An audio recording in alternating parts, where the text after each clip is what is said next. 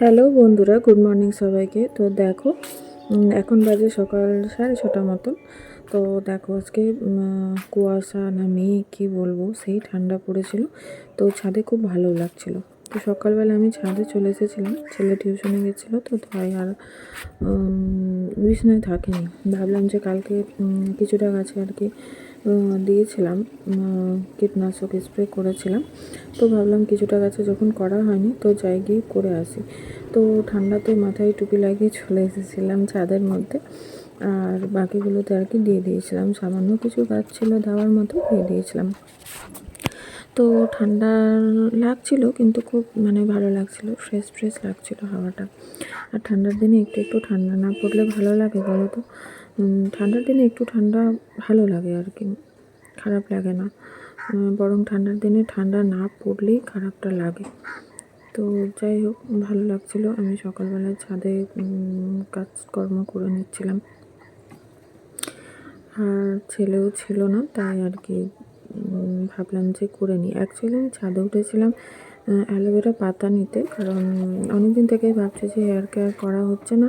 তো কালকে আমি ফ্লেক্স সিডস আর মেথি জেল বার করে রেখেছিলাম তোমাদের সাথে, তো সেটা শেয়ার করেছি আমি, যে আমি চুলে লাগাই ওটাই একমাত্র শুধু, আর যেটা তেল বানাই সেটা। তো তোমাদের এখন অনেককেই দেখছি যে ফ্লেক্সিড জেল রেডিমেড কিনে অনেকেই ইউজ করছে, কিন্তু আমি অনেক দিন থেকেই বাড়িতেই বানিয়ে ইউজ করি। আমার দারুণ লাগে, দারুণ। যাদের চুল পড়ছে, যারা ভাবছো যে চুলটা ঠিক করবে, তো তারা কিন্তু করতে পারো। ভীষণ ভালো লাগে। আমার প্রোফাইলে দেওয়াও আছে যে কীভাবে আমি করি। তো জেল তো বার করে রেখেছিলাম রাত্রেবেলাতে, সকালবেলা উঠে দেখি দিনের অবস্থা এরকম। তখন ভাবছি যে কি করব। তো যাই হোক, করে যখন রেখেছি, রেডি করে রাখি। তো দুটো অ্যালোভেরা পাতা আমি ভেঙে নিলাম, যে যদি রোদ হয় তাহলে লাগাবো। শ্যাম্পু করার তো ব্যাপার থাকে না, লাগিয়ে 20-25 মিনিট রেখে ধুয়ে নেব। তো রোদের অপেক্ষা করছিলাম যে রোদ হলেই আর কি এটা করবো। ভেঙে নিলাম, আর আমি ওই খাবারটা নিয়ে চলে গেছিলাম। আর বেডের অবস্থা তো দেখতেই পেলে কি হয়ে আছে। ভাবলাম যে প্রথমে জুসটা বানিয়ে নিই, তারপরেই আর কি করবো। ততক্ষণে মাসিও চলে এসেছিলো। তো মাসি বাসনগুলো সব ধুয়ে নিচ্ছিল, আর আমি জুসটা বানিয়ে নিচ্ছিলাম।